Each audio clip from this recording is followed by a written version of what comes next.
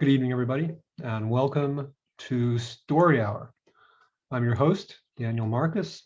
My fabulous co-host is Laura Blackwell. And we're well into year 3 of Story Hour, which is kind of astonishing. I started it just early in the pandemic, and my intention was to create a place for my writer friends and I to go and read our work to each other. And my expectation was a pretty small, tight community, pretty intimate. And I feel like it's pretty intimate, but it's intimate in the sense that it's huge, which doesn't sound like it makes sense, but it really does. It's just gotten, every week it's the same format. We have 2 fantastic authors, and we have kind of a nice cozy group in the Zoom room and a much broader reach on Facebook Live. But we've been at it for, as I said, well into our 3rd year. So we've had close to 200 authors come through these rooms. And we have no interest in stopping anytime soon. So the way this works is that we turn to an ancient and time-honored form of entertainment, which is folks sitting around the fire telling each other lies. And every week, so we have 2 authors, about 30 minutes each, and we do exactly that. Tonight, we're very happy to have Tobi Ogundiran and Johnny Compton. It is also our custom to ask authors to indicate a worthy cause for us to call your attention to. And if you're fortunate enough to be able to help to do that, if you're so inclined. Tobi is reading tonight for chessinslumsafrica.com, https chessinslumsafrica.com, whose mission is to empower, uplift, and educate 1 million children in slum communities in 5 years using chess as a focal point. So that's chessinslumsafrica.com. Please check it out. Johnny is reading tonight for The Heart Smiles, https theheartsmiles.org. And very simply, they help children in Ghana. The majority of their children are orphans. They have special needs, or they come from extreme poverty. So for just $35 a month, the child in the Heart Smiles program is able to attend school, eat balanced meals, and have healthcare when needed.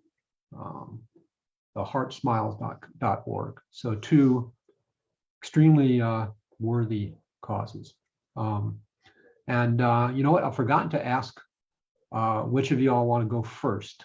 Since it's 3 a.m. for Tobi, I'm going to let him kick us off. And so Tobi Ogundiran is a Nigerian writer whose dark and fantastical tales have appeared in journals such as Lightspeed, magazine of fantasy and science fiction, Beneath Ceaseless Skies, and in several year's best anthologies, including the year's best fantasy edited by Paula Duran. His work has been shortlisted for the NOMOS, the British Science Fiction Association, the Shirley Jackson and Ignite Awards. When he's not crafting wondrous tales, he works as a physician. So you can find him at tobiogundiran.com and at Tobi_the Dreamer, that's TOBI_the Dreamer on Twitter. So Tobi, thanks very much for joining us, and the floor is yours. Thank you very much, Daniel. That was a wonderful introduction. So I'm going to be reading a story called The Tale of Jaja and Canti. It was published last year in Lightspeed magazine, and it's sort of a fairy tale-ish, fable kind of story, which basically, in anyone who's read my stories know I'm obsessed with fairy tales and fables. And it's sort of my go-to to form amalgamations of Western fairy tale storytelling techniques with African mythology. And so this story sort of, I think upon reading it, it should become clear what the inspirations I'm drawing on. I should also mention it's up for an Ignite Award. All right. The Tale of Jaja and Canti. 1. The end, almost. Seated on the balcony of the house across the street is a man. He is slumped in his chair and has remained unmoving for several hours.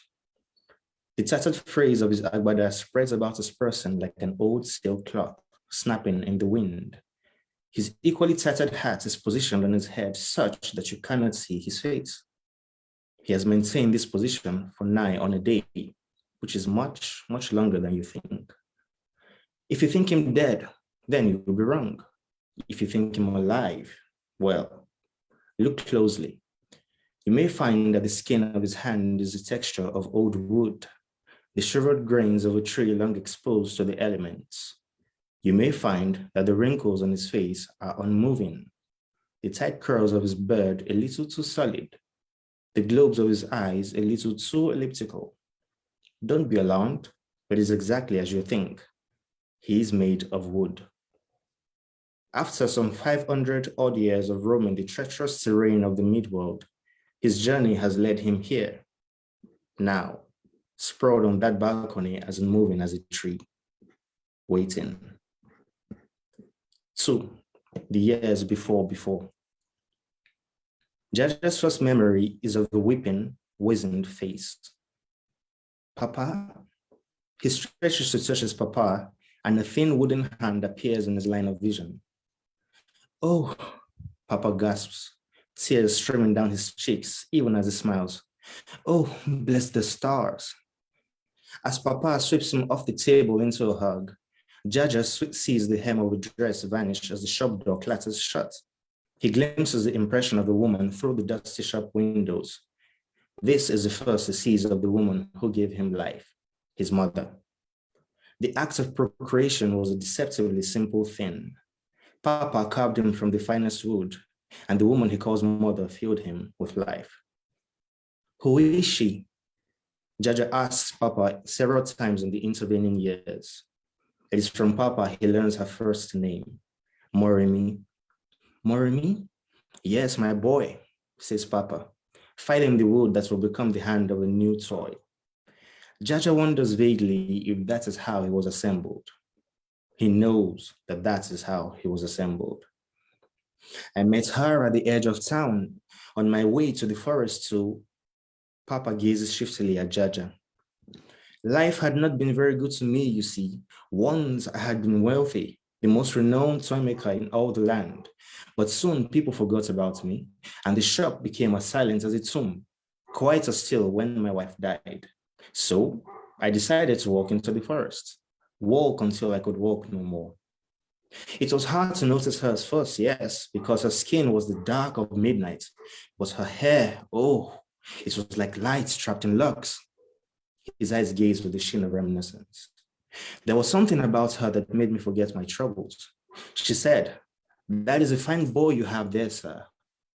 And that is when I realized I had been cradling you in the pit of my arm.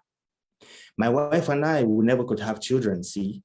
So I made you for her, the child she could never have. And when she died, you were the only thing to remind me of her. This woman, she knew why I was going into the forest. She knew what I intended to do. So she took my hand and led me back here to the shop, where she commanded me to fix you up. I gave you new hinges and oiled the rot of your hand. And she watched me night and day as I worked. And when I screwed on your last finger, she wept. She wept? Yes. Why? She must have seen what a beautiful boy you are, says Papa. Weeping, she took you and cradled you to her breast like a newborn babe, singing a song as old as time. And when she placed you on the table, you were... you. Papa wipes his eyes. Moremi, she gave me purpose. She made me want to live again. She gave me you. And she did not even wait for me to thank her. The years pass and Jaja doesn't age. But he doesn't worry much about it. He knows he's not an ordinary boy. Still, boys will be boys, and in his free time, he makes mischief. With friends from down the street, he terrorizes the neighborhood with the sweet abandon of childhood. And he watches his friends go gangly, sprouting like beanstalks from childhood and into youth. and they in turn look at him with fresh eyes, the scales of innocence lifted as they realize that he is different. They turn on him. With sticks and stones and hurtful words, he's reminded that he is other. He weeps. The shop is his refuge. His endless youth is given to toil, to filing wood and oiling hinges, to air drying wood just right, to wiping it down with vinegar and scrubbing the uneven surfaces with glass paper, to oiling with beeswax and lacquering for durability. Papa does not have much, but he cares for him. Jaja knows what it is to love and be loved, and he loves that old man right until the very end. Jaja stands long at the fresh mound of Papa's grave, wondering who will love him now that Papa is gone.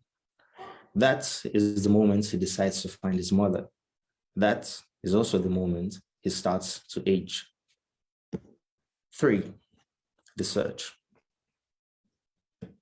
Jaja travels the world in search of his mother. All he has is a description of her and the vague memory of a song. When he tries to sing it to people, all that comes out is a tortured clack, like the rattling of wooden shutters. He walks farther than he's ever walked in his life, and then some. He passes through sentient forests and wades through thrashing waters. And when he can wade no more, he boards a passenger ship whose captain is missing a nose. It is from him he learns of her second name. The Midnight Queen, says the captain when he gives him her description. The Midnight Queen? Oh yeah, that's what I call her. She got skin as black as a starless night, hair white as the morning sun. He chews on his pipe, squinting at the frothing waters. Very beautiful. Me and my boys, we got attacked by a kraken. Damn beast saw right through the ship till we're all of us screaming for our mothers. He let my boys, bless him, and took a rightful chunk off my face. He taps at the hole in his face.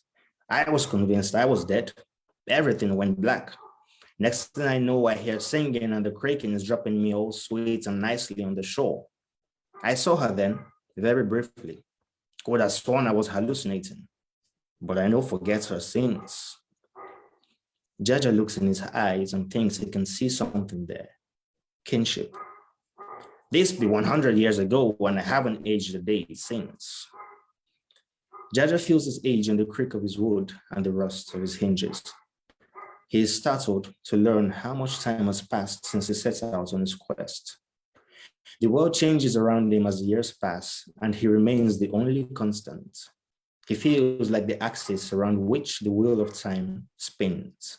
Still, he ages, slowly and painfully. He has long left the realm of men when he hears the sounds. Rhythmic pounding sounds coming from deep in the forest. He enters into a clearing with a modest hut where he finds a young girl laboring over dinner while her mother snoozes in the corner. The sound Jaja heard is the pounding of a pestle into the mortar as she cooks a steaming meal of pounded yam. I am looking for a woman, he says. You may have seen her. Does she have dark skin with hair of light? Yes. Why, she was here only yesterday, she says, then pauses. I think I am never sure about time in these parts. A flicker of hope warms Jaja's heart. This woman, what did she do for you? We had eaten our last meal weeks ago, me and my mama, and we were waiting for death to claim us when I heard a voice singing. So I followed the voice to the glade in the forest where I found the woman. She told me I would always find fresh tubers as long as I lived. Do you know where she went? She thinks for a moment. Yes, she took the road. It leads only to one place, Orison. Jaja thanks her profusely and heads down the road. 4. Orison. The city, Orison, is filled with ethereal threads of light shimmering in the air, iridescent like sunlight on the skin of a bubble. The single paved street is flanked by strange houses, stretching as far as he can see. As Jaja makes his way down the street, creatures stare out at him through the windows. He understands that these creatures are as old as time itself. He sees people too, many of them children, doing unchildlike things. They look at him with old eyes. He knows that she is close. Someone seizes him from behind, and Jaja turns to see a young boy with cowries for eyes. You're lost. It is a simple declaration. No, Jaja says. I am looking for someone, a woman with dark skin and hair of sunlight. This is when he learns a third and final name, Canti. Canti? The singer, the one who gave you life. That is what we call her. Don't you know never to look for Canti? Why not? He looks at Jaja like he's stupid, then really looks at him and nods solemnly. You are already far down this path. What difference does it make? Go to the house at the end of the street. You will see a chair on the balcony. Sit there. Wait. Jaja wants to thank him, but he is already scuttling down the street. 5. Jaja and Canti.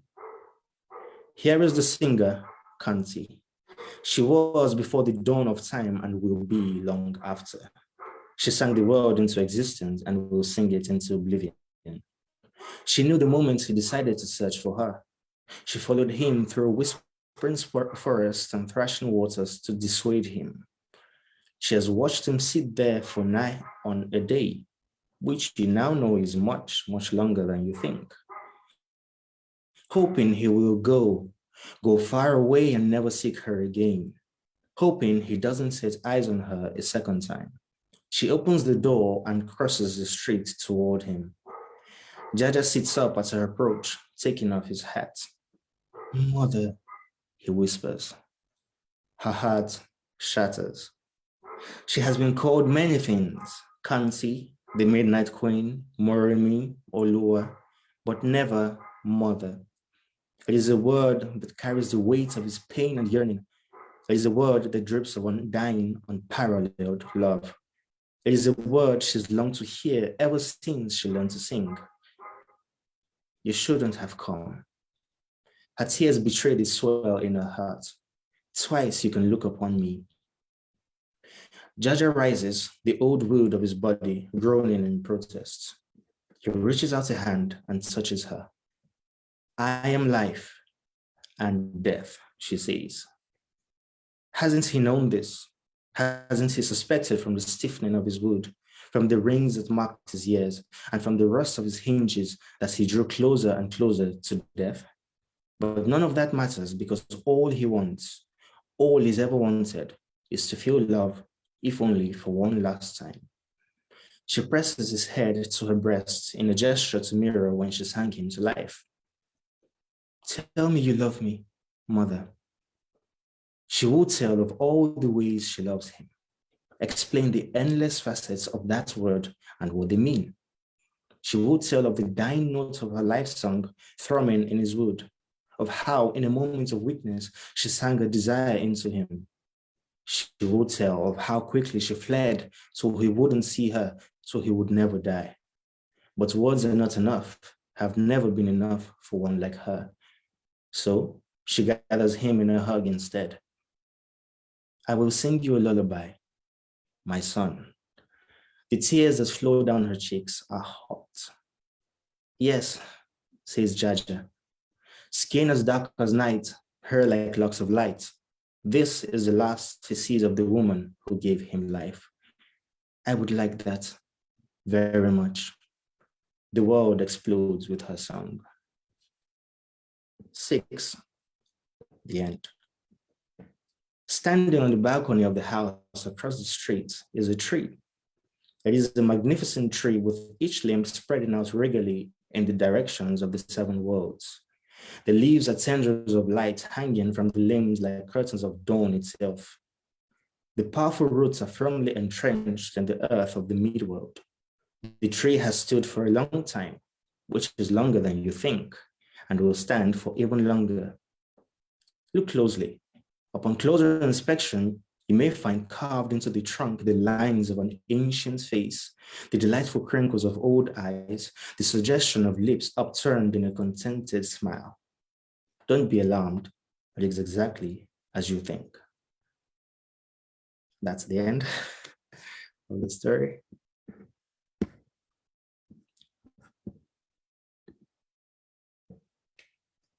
Thank you so much, Toby. That was beautiful. Really. It's our custom here at Story Hour between authors. Just a pause for a moment and let the story ring a little bit. So that's what we're going to do. This kind of experience where it took you. And then we'll move on to Johnny very shortly.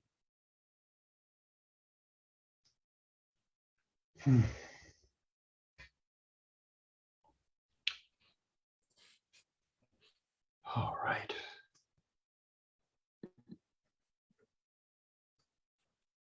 All right, part 2. Johnny Compton is a San Antonio-based author whose short stories have appeared in various publications since 2006, including Pseudopod and Strange Horizons. In 2020, his work made the preliminary ballot for a Stoker Award. His fascination with frightful fiction started when his kindergarten teacher played a record of the classic ghost story, The Golden Arm, for the class. He operates the independent podcast, Healthy Fears, and his debut novel, The Spite House, is scheduled to be released by Tor Nightfire in early 2023. Johnny, take it away. Thank you. Is my audio good? Yeah, sound great. Everything's good. So this is my first time doing any kind of live reading, so hopefully I don't come across as overly nervous. But I sincerely appreciate the opportunity. Awesome story by Toby. Like I said, that's a hard one to follow. I've actually got 2 stories that I'm going to read here in my allotted time. The first one originally appeared in a magazine that is no longer functional, unfortunately, called Fantasy Scroll. It's called The Genie and the Inquisitor, and hope you enjoy this one. Gray smoke billowed from the broken glass ornament, and from the smoke emerged a face. The chin appeared first, a sharpened cone with a beard pointed like pencil lead. Then the grin, wide and bright, 2 parallel rows of pristine teeth. The eyes blinked, then opened, circles of clear water with tight blue orbs for pupils. The genie pitched its head back and laughed, a raucous sound like boulders racing down a cliff. "Come," it said, its voice rumbling and welcoming. "Surely you know what I am. There have been stories of my kind as long as there have been stories. Surely you must know, or must I tell you?" The man shook his head. He was a short and plain man. He spoke with a meek but clear tone and the hasty cadence of an uncertain salesman. "No need to explain. I know what you are." "Well then come, wish. Surely you've dreamed of this moment. Do not be overwhelmed and do not doubt this is real. Come, make your first wish." "Why the rush? Are you in a hurry?" The genie chortled. "Are you not?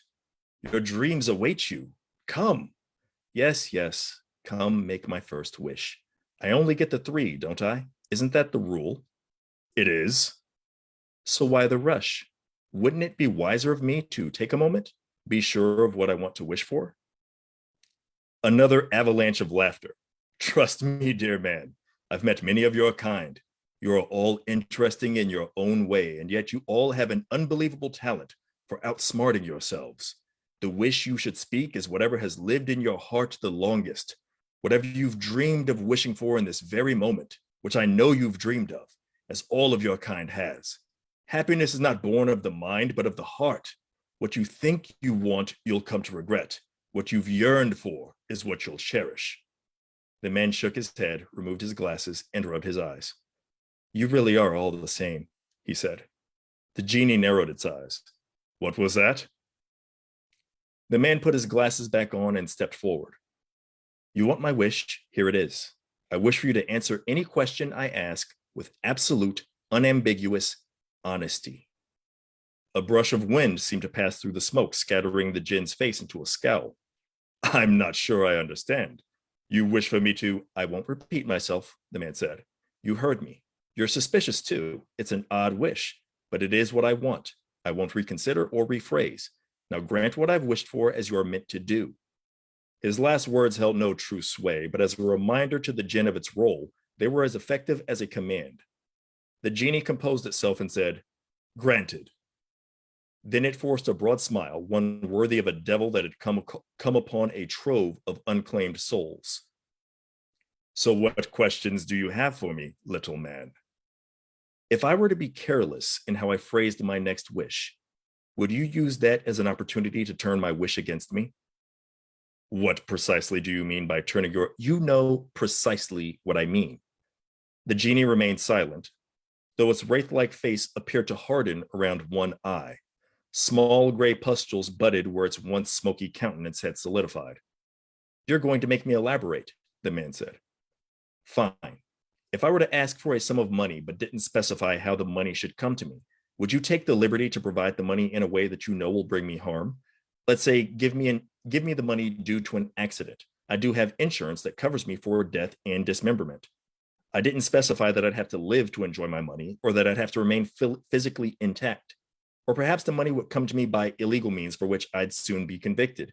Rich men can still go to prison once in a while where their money's no good to them, but that wouldn't be your concern. You'd have upheld your end of the wish, at least technically." The pustules under the genie's left eye had clustered and grown so thick that they forced the eye shut. "Those possibilities are all dependent on your definition of careless," the genie said. The man sighed. "You're dodging the question." "No, I'm telling you the truth. That is what you asked for." The malformations sprouting in the genie's face began to fade, and the genie could not mask its relief. "No," the man said. "I asked for honesty, not truth. The truth is merely factual, and facts can be used to deliberately deceive. Honesty is the truth, free of deceit. I wished for you to be honest. You are violating that wish." A convulsive snarl curled half the genie's mouth. It fought to remain silent, to remain as it wanted to appear, but the infected pustules reformed on its face, migrating and ballooning into larger deformities. The pain was soon apparent, but the genie continued to fight to defy its calling, deny a granted wish, until one of its eyes snapped open like a snake's mouth and revealed rows of bent, needle-thin teeth. The genie emitted a short scream that could shear iron. The man plugged his ears, winced, then he laughed. "Outsmart ourselves," the man said. "That's what you think. Well, who's being outsmarted now?" "I am," the genie roared, before realizing the question had been rhetorical. But providing an honest answer released it from the torture of violating its purpose. Too much damage had been done for it to reassume its previously adopted form, however. It now stood naked before the man, a bipedal mass of huge gray worms melting into and devouring one another. "What do you want?" the genie said. "I want my initial question answered," said the man. "Yes," the genie rasped, in 100 voices, more a spasm than a response. "Yes, I'll take any wish you speak, any dream you desire, and turn it into a nightmare. Do you know what I am? Do you know the wrath you have provoked, little man?" "Not any wish," the man said, "but we'll come back to that. For now, I have more questions. Why would you want to turn a man's dreams into a nightmare? What could you possibly gain from doing that?" "Watching your kind suffer is its own gain," the jinn said, and tried to laugh, but succumbed to a fit of retching instead. The throng of worms fell to the floor, growing arms to brace itself, its thin legs folding under the weight of its hopeless defiance. "It is a delight to watch you suffer." "Please stop. Save yourself the misery. You're well past the point of impressing or intimidating me. For heaven's sake, look at you. Look at what you are right now versus what you were when you first showed up. What you truly are. If I wasn't so disgusted, I'd be embarrassed for you. Do yourself a favor and just answer honestly." The jinn tried to stand and failed. A large, misshapen head sprouted from the top of its torso and flopped to the floor, the neck a wilted stem. A shiftless blue eye surfaced on the side of its head, blinking slowly as if drugged. "Answer the question," the man said. "I do it because. We do it because. Please stop this." The man smiled. "Because. That is your answer, isn't it? You don't really know why you do it. Twist people's wants and hopes. There's no point to it. It's just what you do, just because. I keep waiting for one of you to give me a more satisfying answer, but at this point, I'm thinking you're all the same. One of us, the genie said, its chest and back heaving, its arms trying to push its body upright. One of us? How many? Who are you? The genie's eye burned into a shade of red, the color of pain. How many of us have you done this to? Who are you? How have you done this? I'm not finished, the man said. Next question. What is the one thing you fear the most? The genie shrieked and shriveled, its limbs recoiling into its body. Please, please stop this. I'll grant you any wish and I'll leave it a dream. I promise. No nightmares, no corruption, only what you ask for as you want it. I swear. Please. The man stood over the jinn's head, stooped to look into its eye. He knew he needn't ask again or coax the genie to answer. Its agony would compel it to do so. Alone forever, the genie said. What I fear most, I cannot die. None of my kind can die. Ever. We exist across worlds. We can never die and are always found. Always. But to be lost forever, alone forever, that is... It's okay, the man said, going down to one knee and lightly patting the genie's head. You don't have to say any more. You've been very honest, and that is one answer I actually haven't heard before. So thank you for that. Now I'd like to make my next wish. My last wish, in fact. There won't be a third. But before that, there is just one more question I need answered.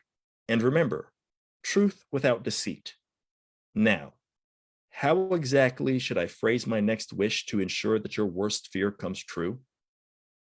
Too weak to scream, the genie wept and simpered and tried to slither away from the man, but the resistance did not last very long. There were, after all, rules to obey, and there was a final question to be answered. 1 week later, after a pleasant dinner with friends, the man returned home and treated himself to a glass of wine. One glass soon became 4, which soon became an empty bottle, and looking into the empty bottle made him think of the first jinn he'd encountered, the one who had given him a hard lesson in the danger of carelessly worded wishes, the one he was still acquainted with. While the bottle reminded him of that first jinn and all that he'd lost and learned with that first wish, it was the wine that inspired him to wonder if they really were, quote, all the same. Likely so, but perhaps not. Exceptions could exist, after all. With this in mind, he went upstairs to the second floor of his home and unlocked the hall closet.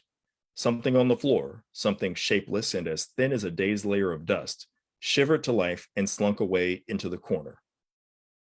Sorry, I know it's a bit late, said the man, leaning on the door jamb, but I was thinking I'd like to meet some more of your kind. I'd like to see if they're any friendlier, or see if they're like you and all the rest I've met. Come on, you're not really going to make me ask, are you? Okay, fine. Just remember, honesty. Now, where can I find another one of you? End. Thank you.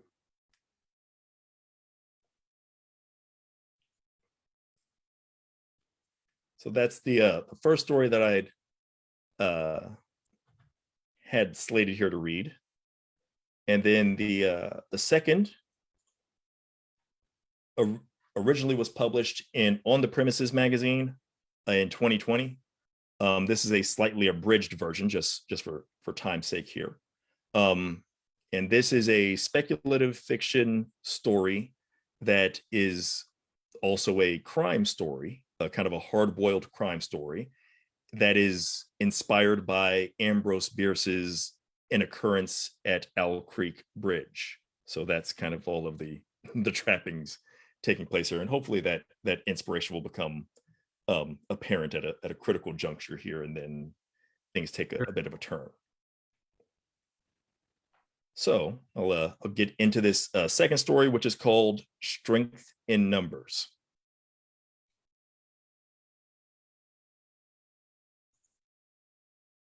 I've been told that I'm one of those guys that never learns.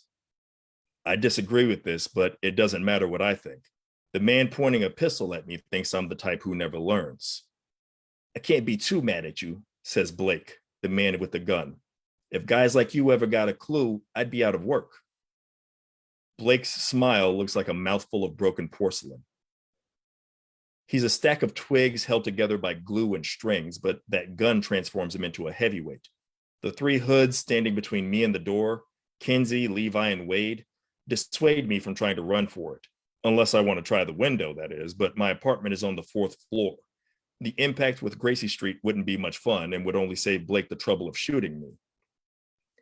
There's little for me to do right now except talk, which is ironic since talking in the interest of saving my own ass is what put me in this predicament. Blake, listen, I don't know what you think you heard or saw, but I didn't say anything to anybody. I swear to God, I've never snitched in my life. I swear to God, please. His lips curl into this delighted sneer. I shut my eyes. I don't want to see this. Don't want to be here, sitting on the floor of my living room, my mind cycling through the slideshow summarizing my life. What the hell was I thinking about, getting involved with guys like this? I do small grifts for float money, not stuff that involves killers. My heart turns into a frozen fist. I wonder if the echo of the gunshot will stalk me into the afterlife, or if I'm sweating out the last seconds of the only existence anyone ever knows. There's a sound, metal on metal. It's light, quick, and impotent. It repeats twice before I recognize it. A click. I force my eyes open and see Blake staring at his gun like it insulted his mother. He looks back at Wade and says, "Give me yours." Wade obliges. His gun's a gleaming work of silver that reflects light that isn't even present in the room.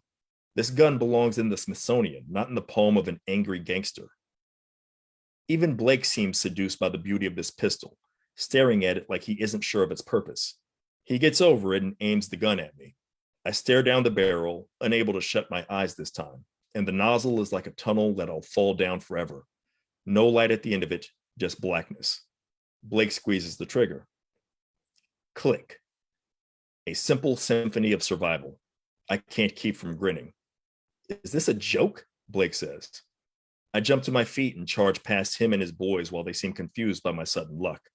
The front door is oh so close, and I swear it takes a step toward me with every step I take towards it. I hear Blake yell at his goons to grab me, but I'm already out of my apartment and dashing down the stairwell at the end of the hall. The footsteps behind me sound too rapid and furious to actually be gaining on me. Keystone crooks stumbling over themselves. Meanwhile, I'm gliding more than sprinting. My focus Ginsu sharp, and I know they can't catch me. I think of every chase scene I've ever seen in a movie and how I always thought I'd never let somebody catch me because there's no way in hell they'd want to kill me as much as I want to live. I'm in the stairwell, bounding down the steps 2 at a time. I don't even have to look at my feet to see where they're landing. I feel like an athlete or a stuntman, a guy who's practiced this sort of thing every day of his adult life. I could run for days if it came to it. No need for rest or food or water. I'm not even winded. I'm going so fast that I should be in the lobby by now. My apartment is on the 4th floor and I've cleared at least 5 flights. A part of me is saying, don't stop, don't think about it, keep running. But another part of me can sense that something is off and is urging me to stop and figure it out. My legs keep pumping, running on autopilot. I seize the handrail like it's the only thing keeping me from a free fall. My feet run out from under me and I drop. The back of my head hits first, then my lower back. I'm not a particularly clumsy person, but I've had my share of spills, and I have an idea what the impact of concrete stairs on my head and back should feel like. And this isn't it. This feels like I landed on a mattress. It almost feels like I'm floating. Get up, get moving. The urgency is flowing through me like electrified fire, and I know it's going to burst right out of me if I stay still much longer. But I force myself to pause for a moment so I can think. Something's not right. The lights are too close and too bright. I can see everything else around me with too much clarity. Every single crack in the wall, no matter how slim, every wet stain on the floor, every speck of dust floating from the ceiling. But something's missing as well. For a moment, I can't tell what it is. But then it occurs to me that those wet stains on the stairs aren't from water. This stairwell always smells faintly of urine. Living here as long as I have has desensitized me to the smell. but its absence is more noticeable now than its presence ever was. My courage and confidence abandon me. There is another reason why Blake and his boys can't catch me, a real reason. It's dawning on me despite my earnest desire to deny it. This situation feels familiar. I've seen or read about something like this before. A story comes to mind, the name escaping me, something I saw on a TV show or read in a book, or maybe both. It was a story about a man with a noose around his neck falling off a bridge. He was being executed. Then a miracle happened. The rope broke and he escaped. He ran from his executioners, ran for as long and as far as he had to, and he had almost made it home when suddenly he felt a crazy pain in his neck and everything went white. And it turned out he hadn't actually escaped after all. I run back up the stairs. I don't feel so light anymore. I've got 1,000 pounds of anxiety and apprehension piggybacking up the stairs with me. My knees and ankles throb with each step. My thighs and lungs are screaming that they can't take anymore. It feels like I'm running upstream through a river with a grudge against me. I keep going. I make it back to the 4th floor and into the hallway. The door to my apartment is closed. The silence in the hall is terrible. It's like I'm standing inside the ghost of a dead moment. Part of me would rather sit here and wait for whatever is going to happen to come to me instead of going towards it. For better or worse, that part of me gets voted down and I walk to my apartment. The men inside are voiceless and motionless. The man sitting on the floor with his eyelids cramped shut and the agony of dread screwing up his face is of particular interest to me. Holy hell, I say, but no one in the room hears me. I walk to the man on the floor who cowers before the man in front of him, the man with the black pistol. I get as close as I can to the man on the floor. My hands tremble as I reach for his face, too frightened to make contact. God, this is what I look like at the moment of my death. This is how I die. Next, I turn to the man with the gun. Blake is beaming with satisfaction. He's enjoying this far too much. My stomach starts flipping and rolling and scoring 10s in the floor routine from looking at him. I feel redness glowing through my skin. Pure fury is a sensation I've never known before now. It blends with the terror stirring in my gut and makes for a nauseating cocktail. I look back and forth between my condemned self and Blake, and I wonder, is this real or am I in hell? I look at the gun and I think I can hear the bullet in the barrel. It hasn't quite picked up the speed to outrace sound yet as it moves down that tunnel towards my head. This moment is not perfectly still after all.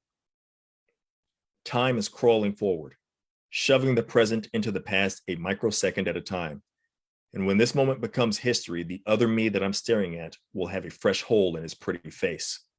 Except I'm the other me, aren't I? The man on the floor is the real me, the real McCoy. Well, what will happen to me when that bullet plunges into the real McCoy's head? What happens to a dream when the dreamer dies? I've got a hunch I won't like that answer, so I decide to do something about it. It happens too fast for anyone else to react, and that's what saves my life. As soon as I push Blake's arm to his left, time moves at its regular speed again, and the gun fires, missing the McCoy's face by an inch or two. Blake is still wearing that stupid smile when I headbutt his mouth shut and snatch the gun from his hand. My forehead stings from the blow, but I ignore it. Blake looks at me like I'm every nightmare he's ever known come to life. I've got his gun in my right hand, pressed to his cheek, and I hook my left arm under his chin. His boys show off the reflexes of the comatose. I've backed into a corner with Blake as my hostage before they make a move. Wade is the first to finally react. He opens his coat and goes for a boring black piece that's nothing like the gleaming dream pistol I had imagined him having before. I say, "Don't move." He freezes. So do the other two. Blake has finally started struggling, clawing at my forearm. In the opposite corner of the room, the McCoy is staring at me with wild eyes. I want to say something to ease his fear, but the truth is, I'm almost as frightened as he is. I'm a trespasser into reality. Everything looks too grimy and intense. I miss the sheen of the fantasy world that spawned me. I miss being immune to panic and not being able to smell everyone's sweat. I swear I'll kill him, I say. If any one of you moves, I'll shoot him. My strength surprises me. I've got this chokehold cinched like a boa constrictor. Blake's fighting more frantically now, his legs kicking, but I'm holding all of his muscle in my right hand, threatening to kill him with it. Oh my God, what is this? The McCoy says. Who the hell are you? What's going on? I scream at him to shut up, and he cowers like a beaten dog. I turn my attention back to Blake's men. Get rid of your guns now. To emphasize that I mean business, I tighten my chokehold on Blake. A nice, clean crack comes from his bird-boned neck. Blake emits this half-gurgle, half-groaning sound, and suddenly he's dead weight. Under my breath, I curse Blake's inconvenient death, then drop his body and start firing. I shoot at Wade first because he's the closest. Unfortunately, the close range doesn't mean a hell of a lot for me, as I've never shot a gun in my life.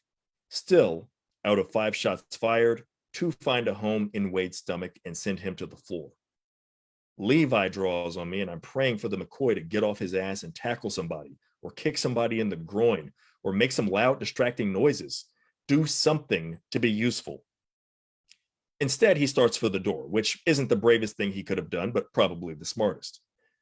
Kinsey turns and grabs the McCoy by the collar and puts a gun in his face, leaving Levi free to blast me. And then the cavalry arrives. Earlier, when I saved the McCoy, I said it happened too fast for anyone else to react. But now that I'm on the other side of it, I see that fast is an understatement. There's this blur of movement that seems to erase the moment and replace it with a new reality. There are 2 new clones of me in the room who weren't here a fraction of an instant ago. One of the new arrivals grabs Kinsey and throws him through the living room window.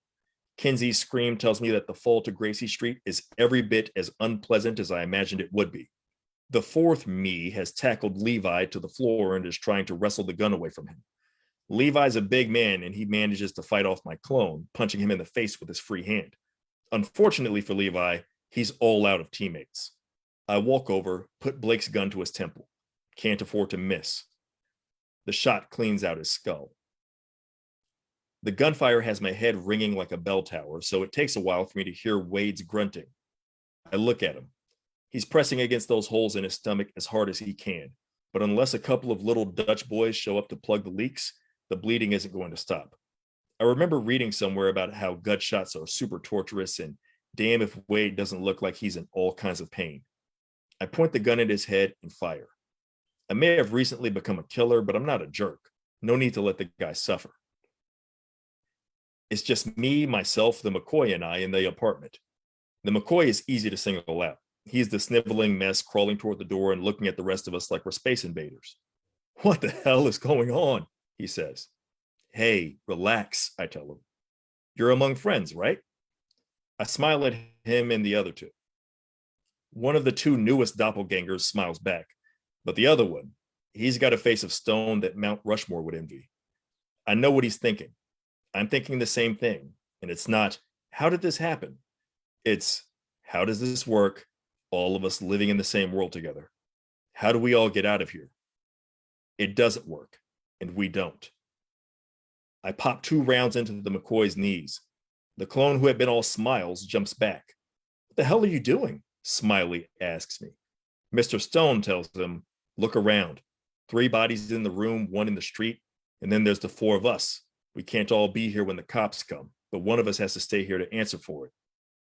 But it was self-defense, Smiley says. They were going to kill him, us. Fine, you stick around and explain it. The confusion on his face makes Smiley look like the younger brother who doesn't always understand why the world just can't be fair all the time. Well, what about the rest of us? Smiley says. Get out, go our separate ways, I say, and make sure we never see each other again.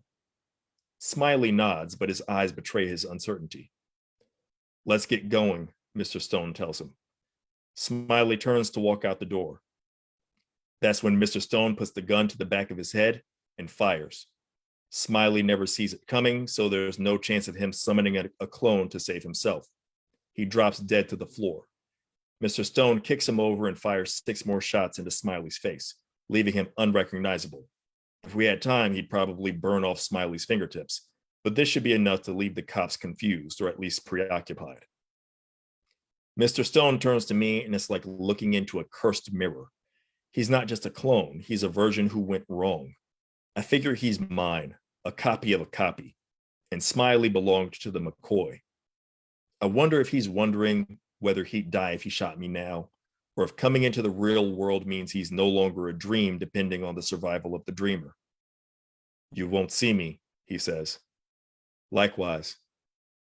Mr. Stone runs out of the apartment, leaving me alone with the McCoy. I wait about 30 seconds, enough time for Mr. Stone to clear out. When I feel comfortable he's gone, I make my exit. Not so long ago, I was one of those guys who never learns. I've learned enough now in the last 5 minutes to fill 2 brains. I've learned things that I'd rather forget and other things that might save my life one of these days. For now, I know that I need to find some place to stay for a while. I'll need to find a new identity, find some work, get some money in my pocket so I can get the hell away from the city and start over somewhere.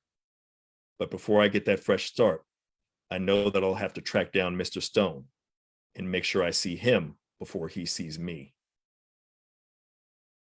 The end. Thank you. Thank you, thank you. Thank you, Johnny.